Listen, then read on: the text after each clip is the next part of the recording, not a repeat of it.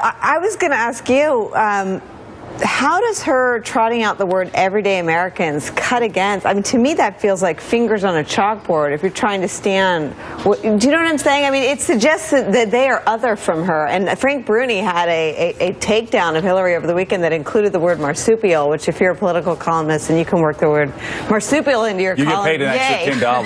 That's very good. But, you know, your point about the press is really interesting to me. And your point about 1 in 3 millennials being fresh to this, I wonder if you're fresh to Hillary Clinton and you hear her talking about everyday people as though they're other from her. How does that work? I think she's really saying that everyday people are other than the lobbyists and the CEOs that actually are the base. Is that what you hear? You don't hear her saying they're other than her? There is a question right now. Our politics is dominated by business and the affluent. And she has to say that I actually want to move through and be working for the people who put me in office as an elected representative. And I think the American people understand who is a constituent in politics, and it's not them right now. But I'll tell you what a lot of people in the press here, and I think not inaccurately, is they hear a focus grouped, poll-tested phrase to try to stay away from saying the words middle class. Exactly. Because at this point, the middle class is a freighted phrase, and people who are in it feel insecure. So let's talk about something else. Let's figure out some other new way to avoid that phrase. And again, her toughest critic in the press hear that and say, there they are again, the calculating, poll-tested, cynical Clintons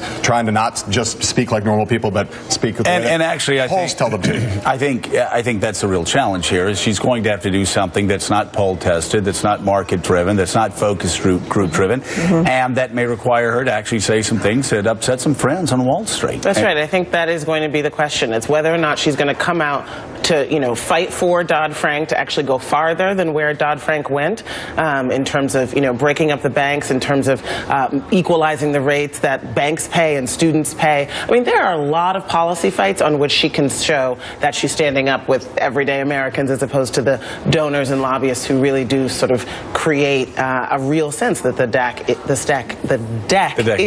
Yeah. That's right. From whom she will be collecting $2 billion. The donors and lobbyists from whom she will also be collecting. At the same time, $2 billion to finance her campaign. Exactly. All right, Heather, thank you so much. It's always great to have you on.